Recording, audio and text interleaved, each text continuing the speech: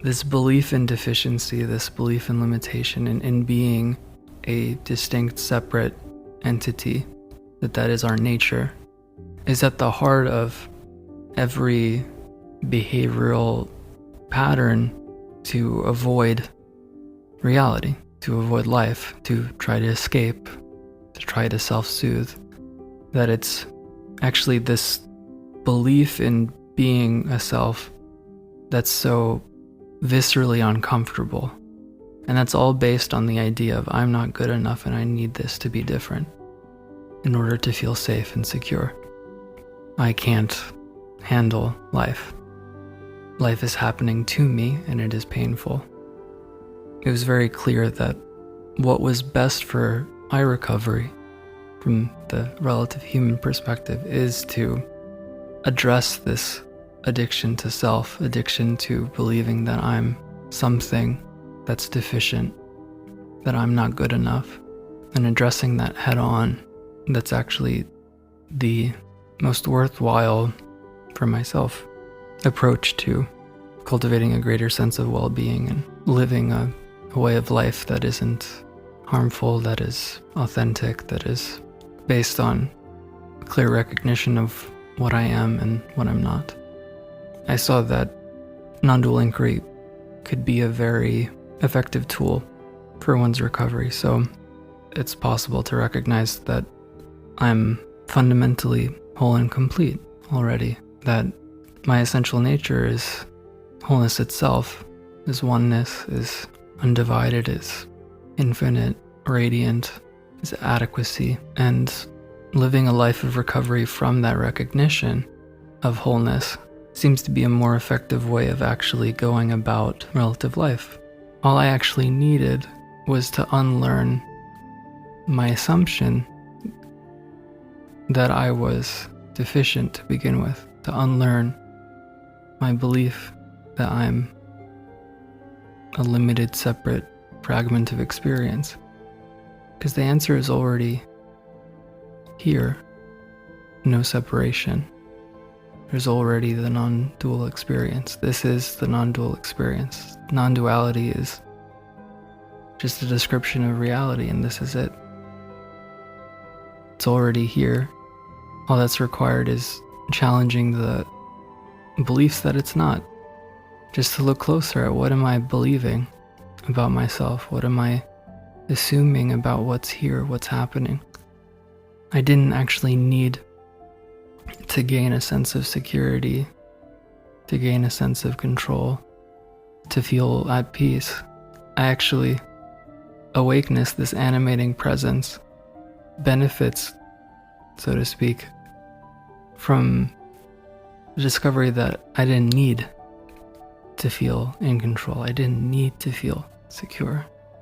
It was actually the insistence that something needed to change that was painful. It is the insistence that there was something wrong that was painful, not the reality of that idea. That idea is fundamentally and categorically false. You're listening to the Non-Duality podcast.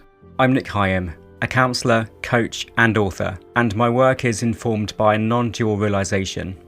To find out more, visit my website at thewholenessofexperience.com. Joining me for this episode is Bohdan Guerra, whose website is rememberinghome.net. Though I have a academic background in psychology, my experience with addiction is through the spiritual lens of conventional addiction recovery. Things like Alcoholics Anonymous, Recovery Dharma, which all are based on this notion that connecting to a higher power, living from spiritual principles, being of service to others, living life with compassion and gratitude and selflessness as the primary focus and the qualities that inform every day of your life, that this is the way to resolve this tendency that addicts have developed for a variety of different factors to seek substances to self-soothe in some way, to cope with the changeful nature of life, avoid the feeling of discomfort, to try to establish some sense of control. But through my experience in these conventional spiritual approaches to addiction was my doorway actually to non-duality and to non-dual insight, and this kind of exploration that we're so passionate about is seeing that this belief in deficiency, this belief in limitation, and in being a distinct, separate entity, that is our nature, is at the heart of every behavioral pattern to avoid reality, to avoid life, to try to escape, to try to self-soothe.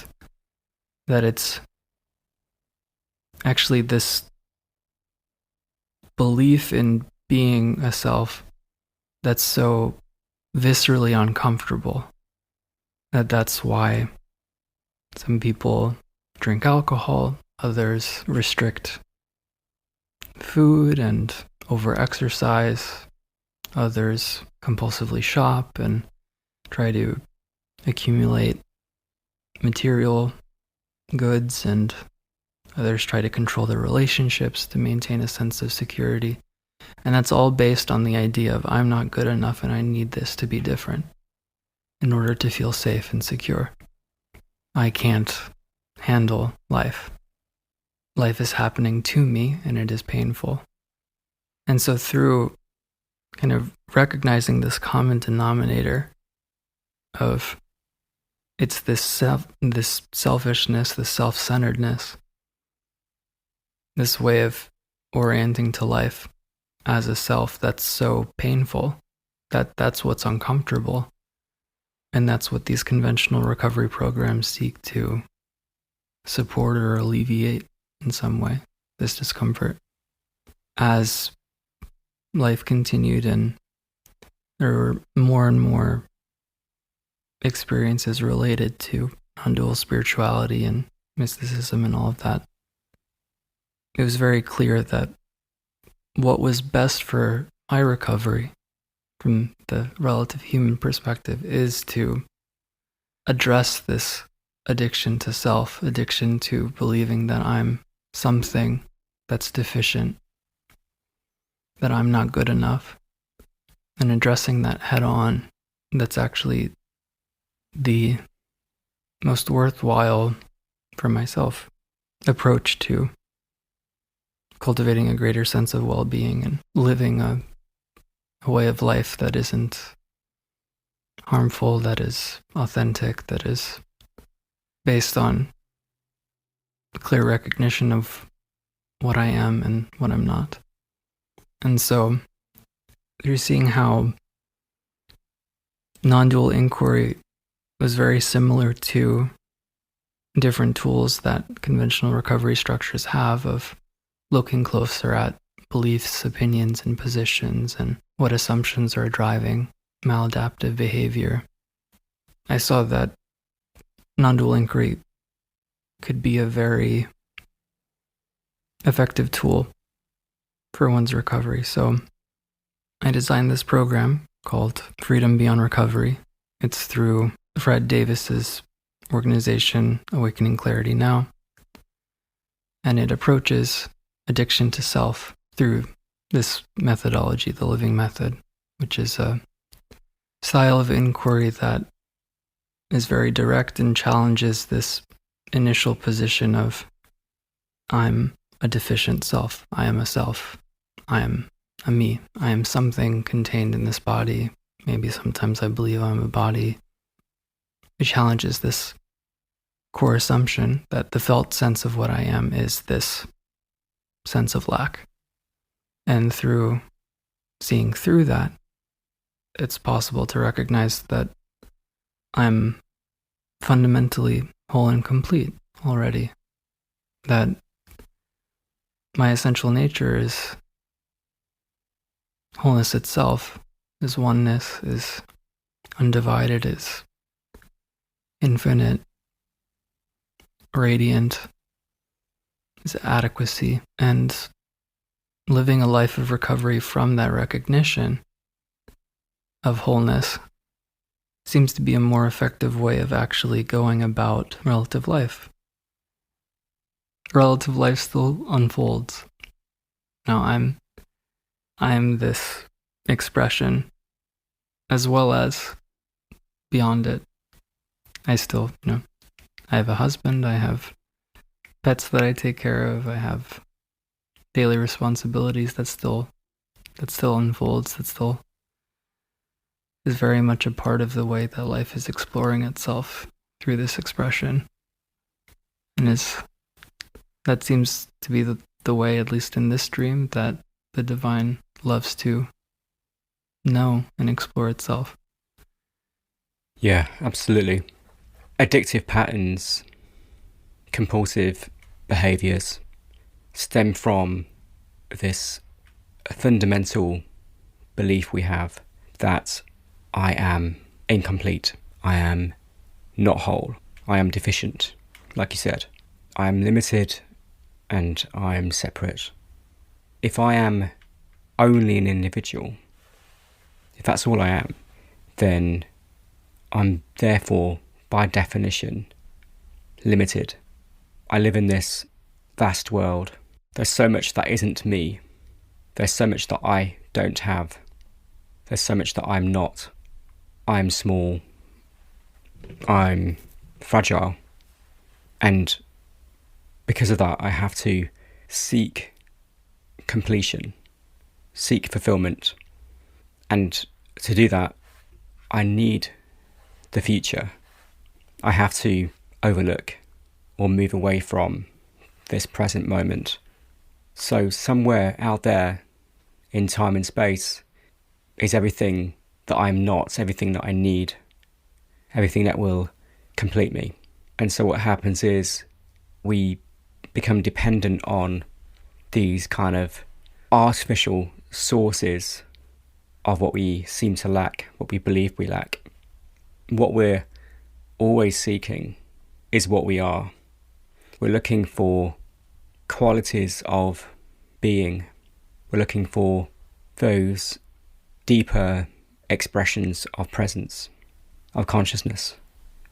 Now, ultimately, consciousness, which turns out to be what we are, beyond our limited sense of self, is indescribable, can't be comprehended, can't be concluded in any way.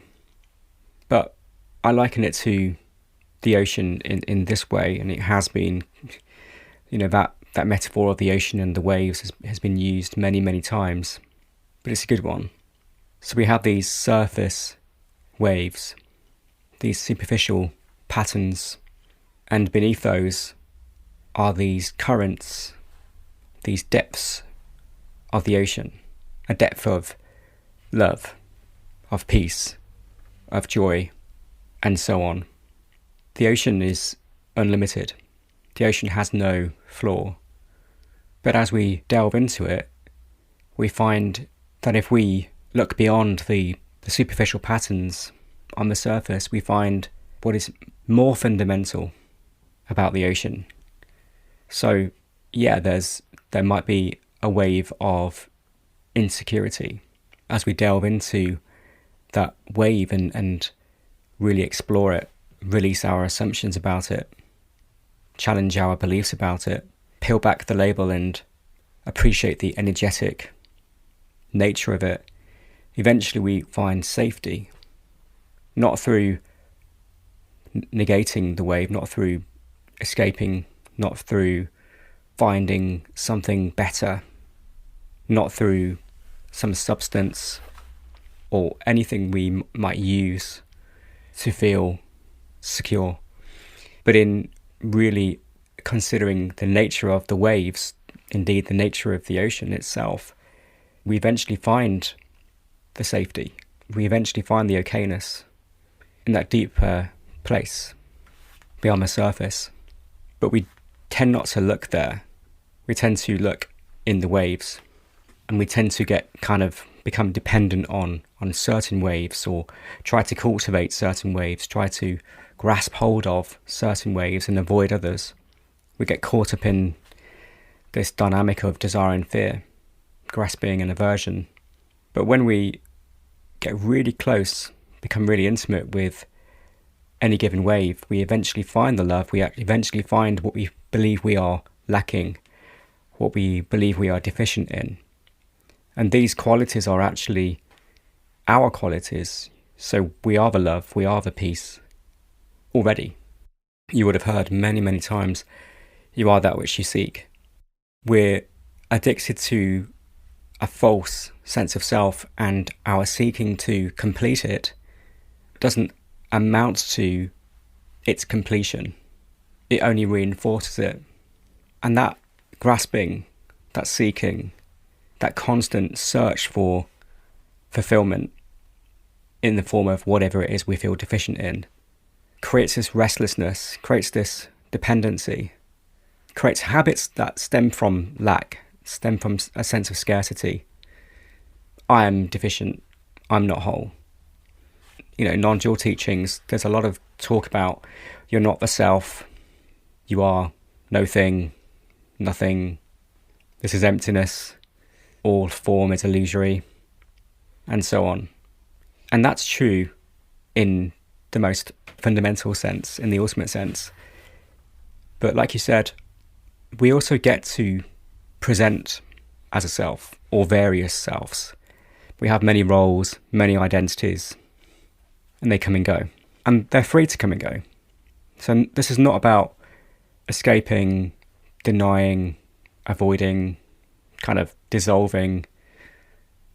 It's about seeing the nature of that limited self-sense and recognizing that, I am this expression, but I'm also beyond it.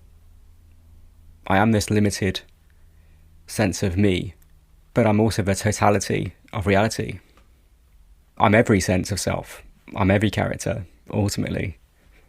You're never, ever limited or defined by any given ego or ego structure. So it's that recognition. It's a recognition that you're not limited.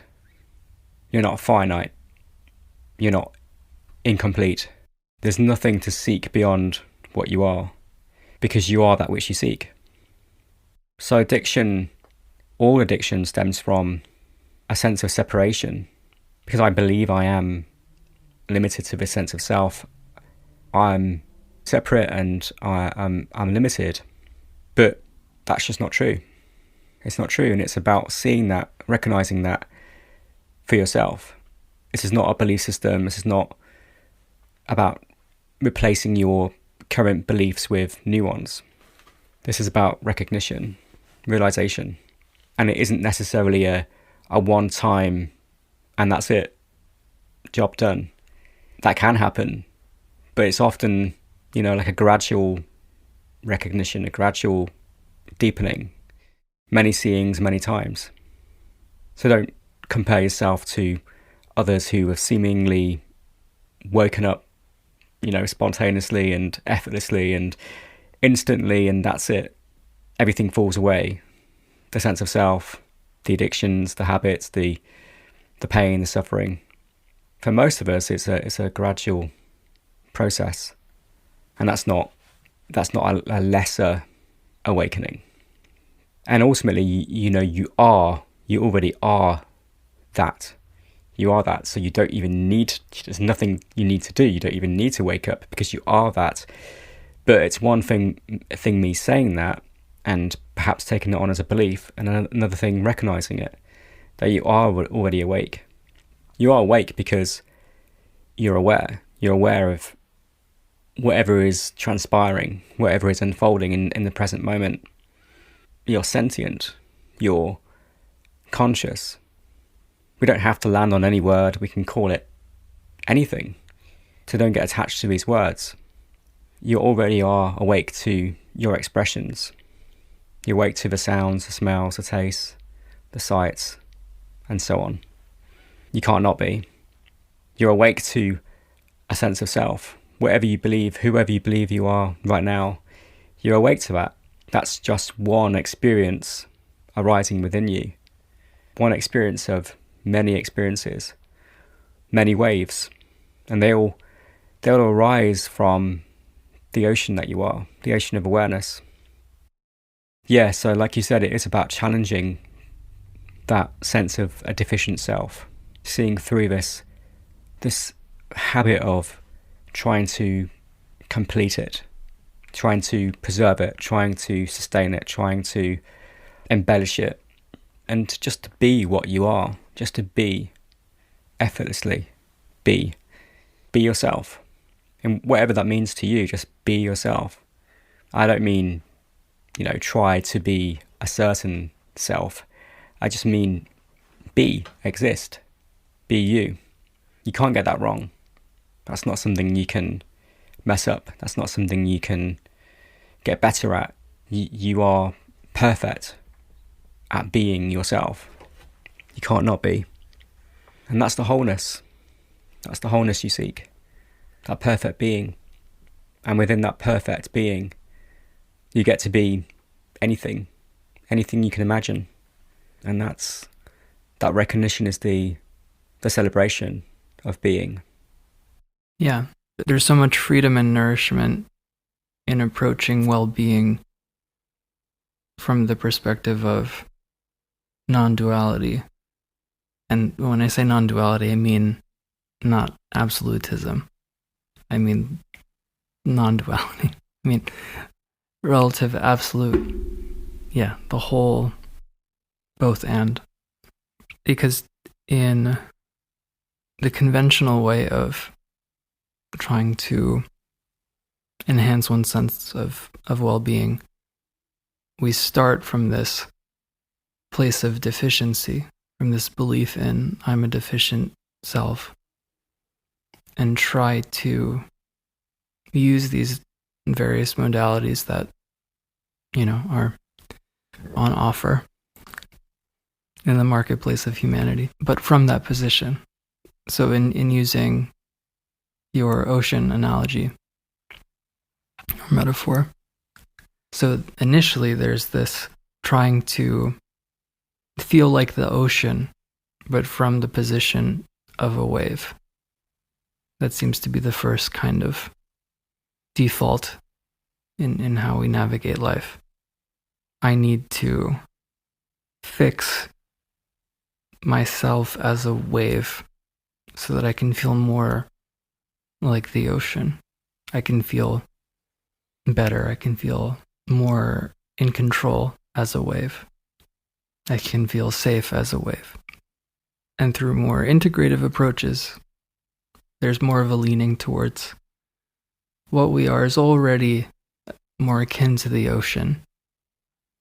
And so I think more integrative approaches to well-being kind of benefit from that.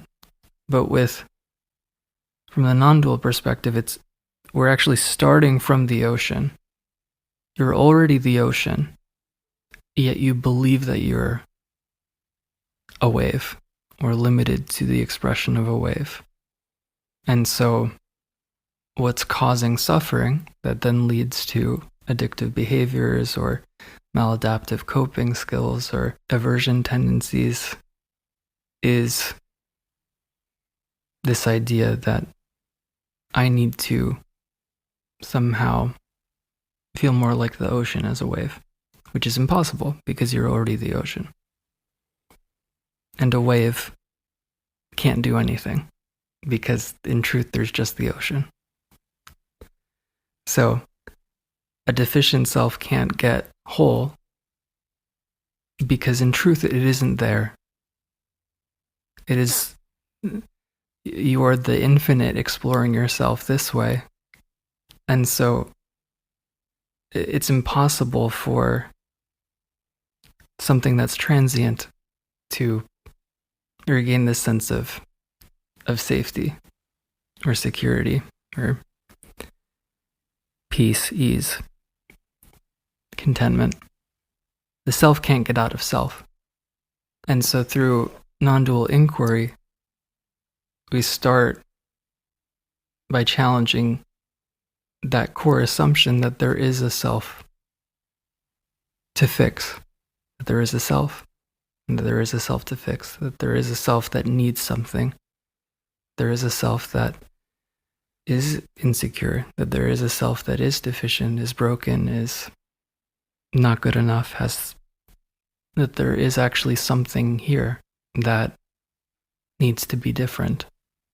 And by unlearning all of that and peeling off the layers, unknowing what we've known, by unknowing what's false, the truth is all that's left. And so by seeing that in truth there isn't the wave, there is just the ocean expressing its depth through this play of texture and color and diversity, without ever actually being distinct, without ever actually separating from itself. That what was so painful, why believing that we were a deficient self that needed to feel better, it's like trying to shove your foot in a children's shoe. It hurts because you're trying to, you're the infinite trying to actually be finite when there isn't finitude in truth. There's just the infinite expressing this way, exploring itself this way. And so through, neti, non-dual inquiry, actually investigating what is here really, I recognize that as awakeness itself already, I am already home. I am already whole and complete. I am already enough. There's already this radiant completeness. There is only unconditional love. I didn't need to add anything to my experience of myself as awakeness. I didn't need anything more. I didn't need anything less. There's nothing outside of me to add to myself. There's nothing outside of me that I could remove from myself. All that was required wasn't gaining a sense of security, gaining a sense of control. All I actually needed was to unlearn my assumption that I was deficient to begin with, to unlearn my belief that I'm a limited, separate fragment of experience. Because the answer is already here. No separation. There's already the non-dual experience. This is the non-dual experience. Non-duality is just a description of reality, and this is it. It's already here. All that's required is challenging the beliefs that it's not. Just to look closer at what am I believing about myself? What am I assuming about what's here, what's happening? I didn't actually need to gain a sense of security, to gain a sense of control, to feel at peace. I actually, awakeness, this animating presence, benefits, so to speak, from the discovery that I didn't need to feel in control. I didn't need to feel secure. It was actually the insistence that something needed to change that was painful. It is the insistence that there was something wrong that was painful, not the reality of that idea. That idea is fundamentally and categorically false. And so through discovering what I'm not, and the truth of what I am is all that's left, I'm able to explore myself through this apparent human experience with the joy of knowing deeply that I am reality exploring myself this way, that I'm not limited, that this is a divine art show. There's a think a famous hadith in the Islamic Sufi tradition that says, I was a hidden treasure and I love to be known, so I created the world so that I could be known. Something like that. And that's what this is. This is the infinite exploring itself this way. Out of love. From what you are as awakeness, there is no deficiency in sight. There is nothing missing here. There's nothing broken here. From what you are, this is perfect. It will always seem wanting from the perspective of a limited self. But fortunately, the glasses aren't what's seeing, and the glasses themselves are, holograms. It's not actually the sense of self doesn't need to go away or change or anything, because it's just a brushstroke on the infinite canvas of life. It's beautiful. Nothing needs to change, but we can change where we believe we're seeing from. We're already always seeing from truth as truth. But in order for that to be clear, we often have to know the idea that we're not already looking as awakeness. Already experiencing as experiencing. And so that play of remembering and forgetting, that's oneness too. That's oneness expressing that way. There's nothing wrong with that. Like we've been saying, this seems to, whatever this is, seems to really enjoy this infinite game of hide and seek, this infinite exploration.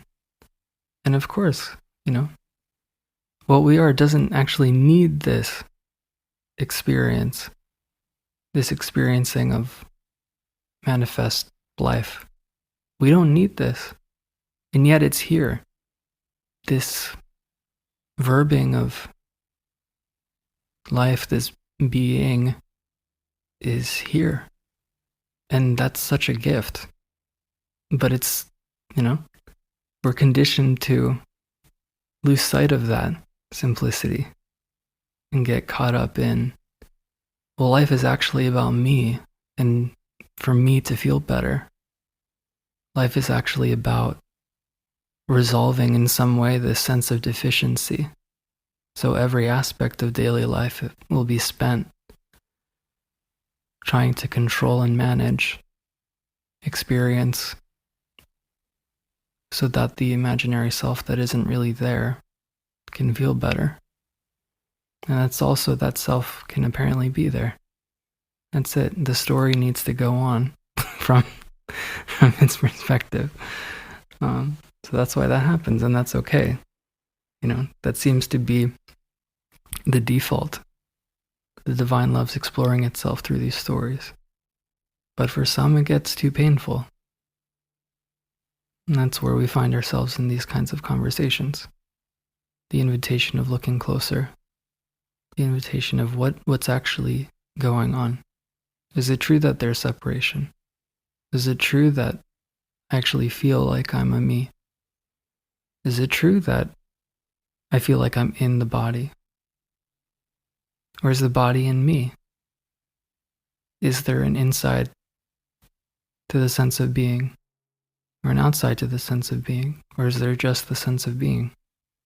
What is my experience really? What is experience really? Is it really owned? Is it really true that there's a subject? Is it really true that there are objects? This kind of exploration seems to, for some, awakeness gets that seeking bug to look in this direction. And that's a gift. Before I forget, I want to read one of the closing reading of the weekly meetings that we have in the Freedom Beyond Recovery program.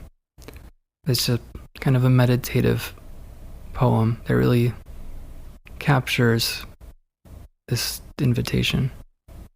The mind is a hungry ghost, always wanting more, always playing the victim, always dissatisfied with life as it is. You are not that. The mind is not you. The body is not you. Sensing is not you. Boundaries do not apply to you. You do not have a center. You are not defined by time. You do not take up space. You are not an object. The stories of relativity can never capture you. There is only you, awakeness, beyond need and limitation, and yet you desire to be known. You are everything. You are everywhere. You have always been and always will be. Consciousness is your body. Seeing, hearing, smelling, tasting, and touching are the modes by which you love to explore yourself. Stardust is your skin, and unconditional love is your heartbeat.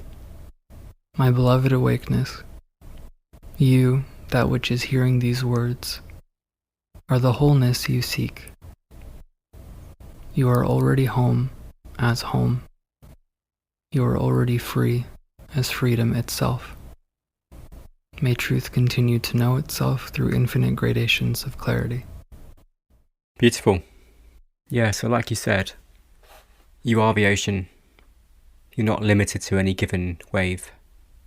Yet, the ocean that you are holds every wave of experience, including the character's life. And so, the sense of limitation comes from fixating, kind of focusing in on any given wave and believing that that's all you are. You know, it's as if it takes up the whole of the ocean, and really it's just an impermanent expression, one impermanent expression of the ocean. It's an assumption that you are this wave, this deficient wave. So, what is an assumption? An assumption is a thing that is accepted as true without proof. So identify your assumptions, namely who you assume yourself to be, what you assume yourself to be. See if you can pinpoint what you believe you are. That could be the entire body, mind. It could be a point within the body, a part of the body, a vague sense behind the eyes or in the chest or some other place. But really that is an experience, and it's held by you with equality along with all other experiences. You are infinite, immeasurable. You don't come and go. You're simply assuming that you are this wave that does come and go. The fact that it comes and goes, the fact that no wave is permanent, is very revealing. You remain. You remain. When the surface of the ocean changes, you remain. And what you are, what remains, is self-evident. It's that fact of being awake, being present, being. It doesn't need proof, because it is. You just are. Without any effort, you recognise that you are. This I amness. It's not something you learn. I am. I know that I am.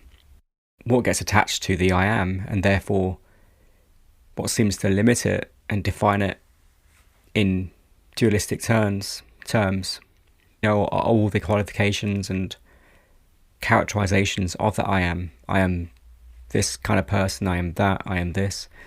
But fundamentally, you just are. You just are that I amness, that pure existence. And anything attached to it is an assumption that you have about yourself. Yeah, so be clear about what those assumptions are. Bringing them into the light, that alone is so revealing, so illuminating. And see them for what they are. They are attachments, they are secondary, they are superficial. You don't have to try to do anything with them, transform them, improve them. Just see them for what they are. They're made of the ocean, but no identity can encapsulate the ocean. No experience can encapsulate the ocean. But at the same time, every experience is nothing but ocean. So wherever you look, whatever you experience, you're always experiencing the ocean of life. You can't not. It's self-evident. Nisargadatta said, "Make straight your hooks, and nothing can hold you. Give up your addictions. There is nothing else to give up. There's nothing else to give up. Give up this seeking for completion. Through recognizing that you're not limited, you're not finite, you're not what you believe you are. You don't need to pursue something through some substance or activity or behavior, some pattern, because you are complete already.